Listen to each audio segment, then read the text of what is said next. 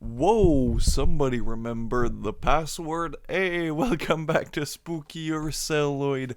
Today, I am back. Yeah, it's been a month. I'm sorry about that, but hey, what did happen is I fell ill recently, and which gave me a break from my main channel, and I had other problems last week with the channel and how YouTube was treating it. But hey, I took a break from uploading, and now that's just what I needed. I'm rejuvenated. I'm somewhat healthy, as you can probably hear. I still got some nasal issues. I should do cocaine. Maybe that would clear things up. No, I don't need that. Anyways, today was a productive day. I studied for an exam that I have tomorrow, and I also shot a video for next week for the main channel. So my break won't be too long, but I did make it a lot less complicated. Well, editing is still gonna be complicated and probably way too long, but it's not gonna be like 5 hours long like my previous video. And then when it gets shit on by YouTube, I'm not gonna be too upset because I only have edited for like 2.5, 3 hours instead of 5. Anyways, I'm talking about the Blob. You guys don't care about my whole backstories. I wonder if there's people that are subscribed to this channel who aren't subscribed to the Spooky Celluloid channel, which would be weird because I feel like I talk about that channel a lot. It's kind of my main channel, you know, I main on that channel. What am I saying? Ooh, I'm not restarting. I never restart. These are like one-shot deals. I've restarted a couple of times. Anyway, I'm talking about the Blob, and this is the Umbrella Entertainment release from Australia. And I own this edition probably because it was a couple bucks cheaper at the time, or either that or Scream Factory hadn't yet released it. Probably just cheaper at the time. Probably got this shit used for like $10, because anytime I can save a buck or two, I will. Anyways, do I really need to talk about the Blob? It's from 1988. It's written by goddamn Frank Darabont, who directed and wrote Shawshank Redemption, The Mist, and like a whole bunch of other shit. Also, Nightmare on Elm Street Part 3. It's also directed by Chuck Russell, who I think also directed Nightmare on Elm Street. So like, you know these people. You know this is gonna be a good movie. I'm not surprising anyone. My feelings about the originals, the Blob, I haven't seen Return of the Blob yet, but my feelings about the original Blob is that I do really enjoy that. It's just I rarely feel for watching it. I'm kind of too distracted by the main actor, Steve McQueen, in that. Also, it's a 50s cheesy sci-fi movie, but I do really enjoy that one. I own it.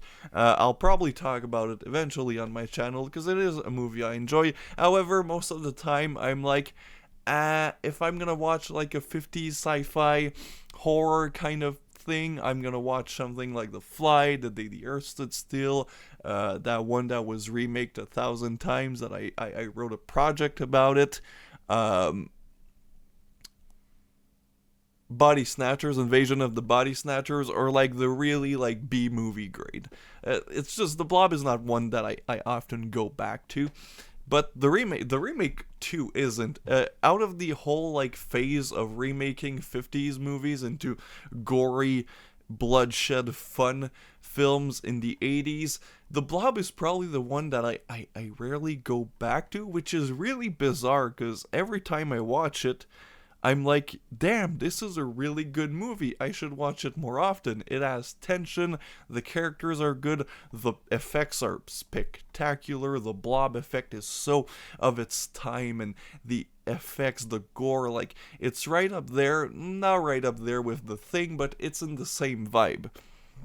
Other movies that I really need to go back more often to from that era is The Fly, which I think I've only seen once.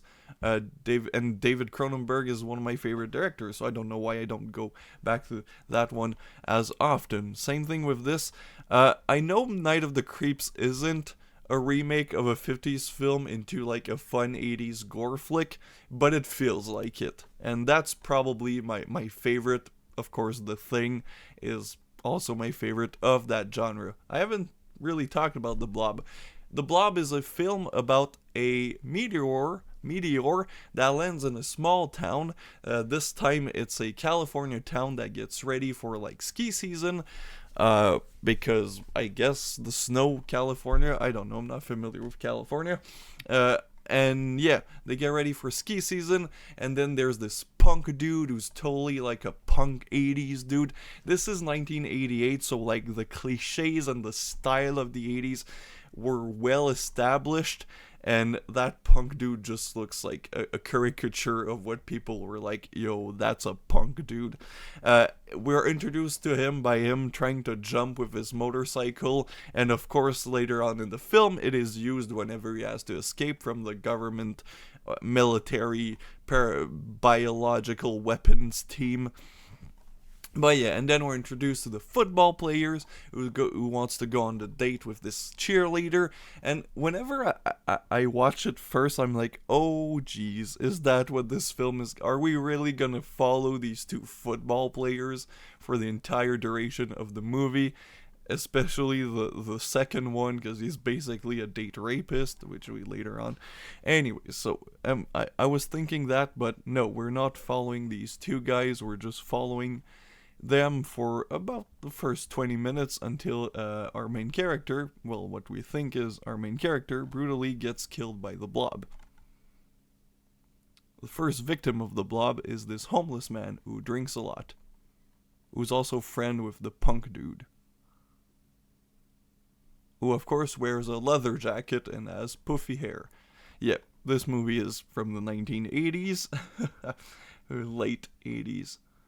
But yeah, so that's basically the Blob, and then the Blob goes to shit, and then military people go there. They say it's a quarantine for the safety of the members of the city, but really it's a biological weapon that they want to use against the Russian who turned against them. Dum dum dum. So it still has that like 50s story plot style, which I really like, that kind of cheesy 50s sci-fi plot, but it is done in a very 80s style with a lot of gore. Surprisingly, no nudity in this one. There is like implied sexual intercourse, but there's no nudity in this one, which is weird. And then there's a group of characters which I really like. These two kids who lie to their mom and go into a theater to watch this slasher called the Garden Tool Massacre 2, and I really am curious about that fake film inside a film. I feel like a lot of these films that have a fake film inside the film are always really entertaining to watch. I can think of, Demons is probably one of my favorite example, and even that I'm like, damn, I could have went for some Garden Tool Massacre 2. That sounds really fun. But yeah, overall, good movie. Of course, everybody knew that. Clicking this, it's kind of a legendary movie that's often put up there with, all of the other 80s remake like The Fly and The Thing, but I feel like this one often gets forgotten. I don't know. It's a fun one. The characters are fun. Our punk dude, and then the Meg character. Meg? Who was in Saw? Shawnee Smith was in Saw, I guess.